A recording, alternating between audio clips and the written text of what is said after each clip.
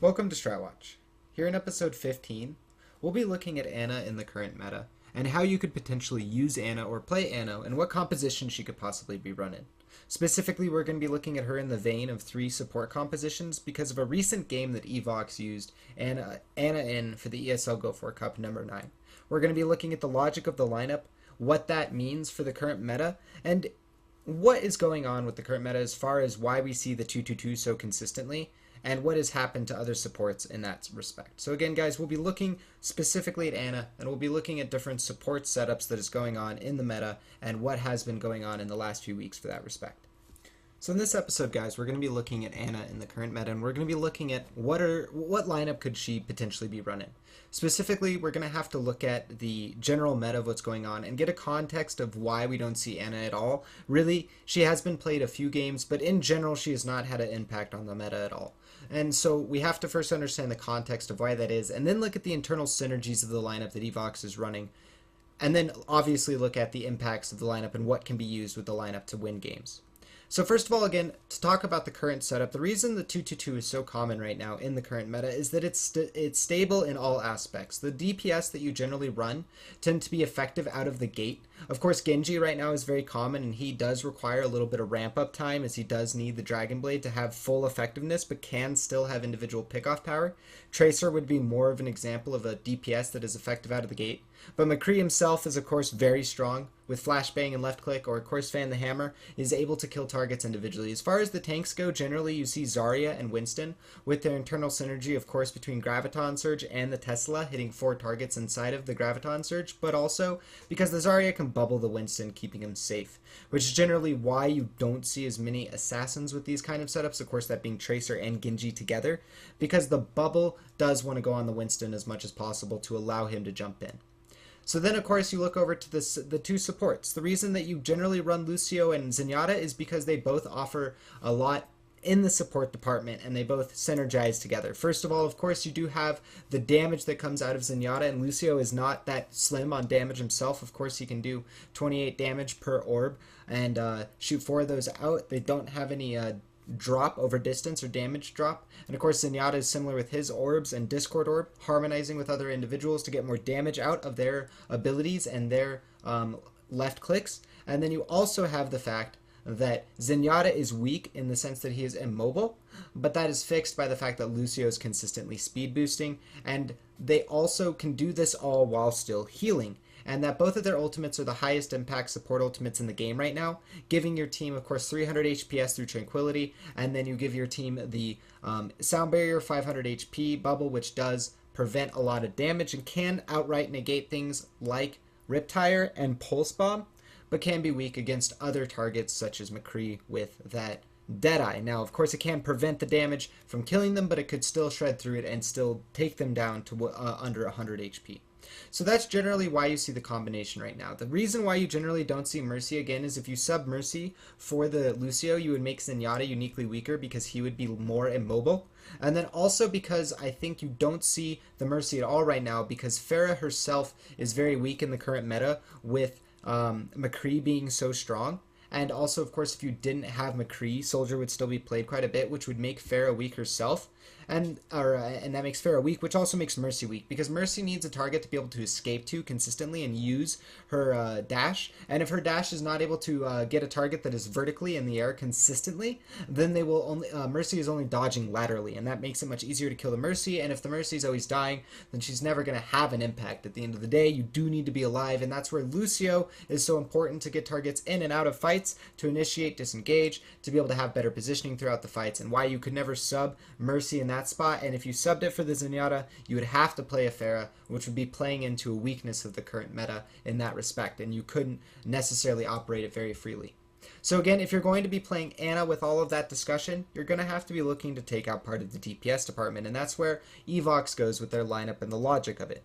I think that they go with the McCree because of other internal synergies, but this of course can work with other lineup. I want to caution that my logic is specifically looking at the lineup that Evoks is running, but at the same time that this can be run with other DPS. So you can run other heroes with this, but that they take away the one of the DPS, they pick a McCree because of the CC that this lineup gets, and also they are running a Reinhardt, which we'll get to in a second.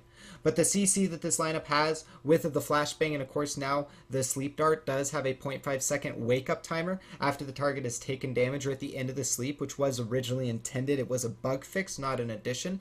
So Ana was meant to have a stun all along, not just a sleep. So she does have that aspect to her. You have the stun from McCree, you have the knockback effect from Lucio, you have the charge from Reinhardt, of course Earthshatter is a stun, and Graviton Surge is an AoE vacuum. All of this gives your team a lot of control, and your team also has a lot of sustain from the triple support setup, because Ana herself is the highest HPS support in the game, doing a total of 75 HPS per second, assuming she never misses her shots. And then also she can do 80 DPS per game, which is a very high DPS output for a support, making her and Zenyatta absolutely terrifying on a team together if you're able to Discord Orb and then hit them with a biotic rifle shot. In addition to that, I think one of the biggest benefits of Ana right now is that her biotic grenade makes weaker healing heroes, which of course Zenyatta's Harmony Orb is not the 50 HPS that you get out of Mercy, but it is a fair bit, and when comboed with the biotic grenade makes the healing much more effective and gives Zenyatta a little bit of boost in that respect. But this lineup does not rely on overkill. Part of the logic is that if you run Ana, you're overkilling in a lot of departments. You would have won a fight that you used Stimpack anyways. Biotic Grenade would have won you a fight that you would have won anyways, etc., etc. But I think that if you take away a DPS and use her as a crowd control option and as a damage option, she fits in very nicely. Again, Stimpack or Nano Boost is another topic of discussion in this lineup. That's where the Reinhardt comes in. If you're running a McCree and an Ana specifically, Reinhardt fits much better than a Winston. If you were going to run a Genji, you would want to run the Winston for the ability to jump in, although not nearly as good in my opinion of a Nano Boost target. You can still get a lot out of a Winston that's Stimpack, doing about 60 damage per second, of course the extra mitigation from the damage, and then he also has a lot of extra speed to get into the targets he wants to. And the survivability of Winston is pretty high as it is with his bubble.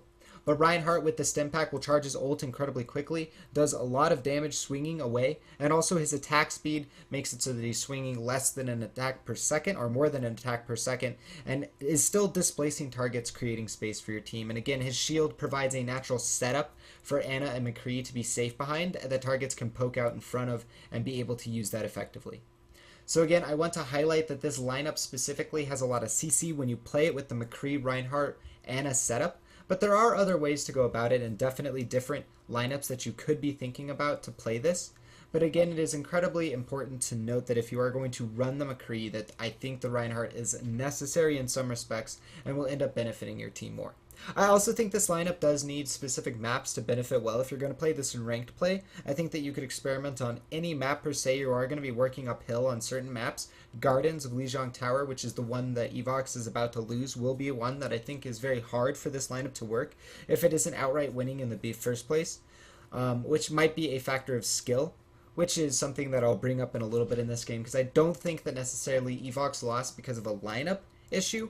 I think that they do end up just getting outplayed by the combos that come out of the mix. But at the same time, you can play this in pretty much any ranked game. But if you're going to be looking at the top competitive level right now in Overwatch, this lineup is going to be suspect on certain maps to the standard 2-2-2s or to the pre-set up compositions that work on those maps. Because again, part of what makes the 2-2-2 setup so strong right now, as we touched base on why you're not running Mercy and why you're running Lucio and Zen together, the ability to protect Zen with Lucio's speed boost and other aspects, them just naturally protecting each other, booping people away from the Zenyatta as the Lucio, and also just protecting the Lucio as the Zenyatta by being a damage threat.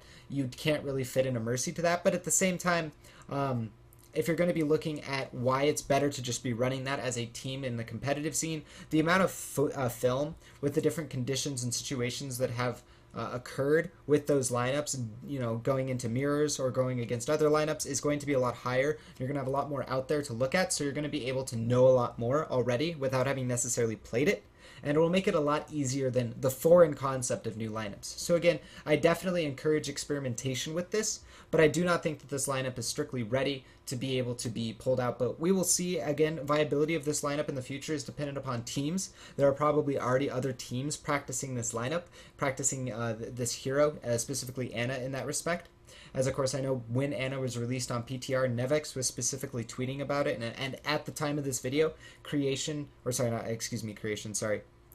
Misfits was one of the first teams, the first team to qualify for the Atlantic Showdown in Gamescom. So it is one of those situations where we might be seeing a lot more Ana in the future. Ana previously, there are other games with it, and I've not chosen to look at those as much as far as using it in footage. I think that this game definitely has a more internal synergy, more thought out with Ana.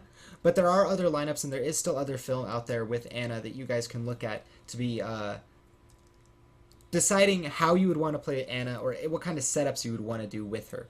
Again, Genji Winston I think is something that you could look at. But why does Evoks end up losing this match I think is an important discussion in this episode, as of course this is the film we're looking at. I want to specifically bring up that Mete and Ubi are very good in their combinations. There was multiple, first on Night Market, now on this map on Garden, and there will be one in the next game. There were 3 different Graviton Surges that absolutely devastated the tempo for Evoks. They ended up losing all their heroes, even despite ultimates. Mitchar in the Graviton Surge we watched just a little while ago on Gardens, this map, was pretty much negated outright by the Blade and the Graviton Surge that came out from Mete and Ubi. And although they end up taking the point and getting some percentages, overall they end up losing 3-1 on this map. So this lineup is definitely something that is worth looking at. But again, the stability of the 2-2-2 definitely comes from the outright number of games that have been played, the synergies that exist between those heroes. And again, you can't sub Lucio for Mercy in a world where you can't, because you have to protect the Zenyatta, and without running Fairy, you're not going to be looking at running a Mercy. So again, guys, to recap a little bit, I want to highlight that there is other footage that you can look at as far as looking at Ana in the current meta and other teams that have used Ana, but I think this is a very well thought out lineup, and I think this lineup is very effective together with the internal synergies that exist. But there are, of course, experimentations. Genji and Winston instead of McCree and Reinhardt is a possibility to be looking at. And again, I also want to look at that Ana could be an answer in the upcoming thought process for players and teams to Zenyatta, because of course when Zenyatta uses his ultimate for Transcendence, it outright negates Death Blossom, it outright negates Dragon Blade, and a few other damage over time ultimates rather than the burst of a Pulse Bomb, Suicide or Self-Destruct from a Diva, and then of course the Riptire is another instance of that. All of those being burst damage are not negated at all by Transcendence, and McCree doing all his damage in one instance, which is part of the reason why Logix or the side of Evoks is running McCree instead of other heroes. Of course, they don't have that immediate burst damage to be able to shred through Transcendence and, you know, bypass its healing. But that is one reason why that that we could be seeing Ana in the future. Of course, Biotic Grenade is a way to not run a damage threat of that nature and be able to run something like a Zarya and a Reaper, and then of course Biotic Grenading the Transcendence, preventing a few of the heroes from being able to be saved by that Transcendence. Normally when Transcendence is used, it will save 5, if not 6 out of 6 members from the team that is being initiated on, but a Biotic Grenade can of course prevent that damage. So that is something that is worth considering with Ana independently. But again, recapping as it is, guys, 2-2-2s are definitely much more stable as it is, and definitely something that you can find a lot more footage on to play. I think that in the future we will be seeing more Ana. I think that Ana is a very strong hero, and that maybe there will be even different ways of running her. Maybe there will be situations or compositions that we are seeing that won't run Lucio, and will prioritize maybe running like a Widow and doing a long range poke option. And that part of the reason why that the side of Evoks ends up losing this game is, of course, yes, the composition of the 2-2-2 is better executed by Lamix than Evoks executes their niche lineup or their pocket strategy in that respect. But at the same time, it is also just the individual play. I think that Mete and Ube are very strong. In instance before, guys, there was those 3, and I think in total 4 throughout the entirety of the series of this Lijiang Tower Graviton Surges, where the entire side of Evoks ends up getting wiped. And that is just a situation where it's hard to deal with any of that damage, and partially on the Transcendence coming out from Evok not being able to prevent that damage. But also, it is maybe worth noting that, of course, the double assassin that ends up coming out at the end from Lamix ends up working out better on this map.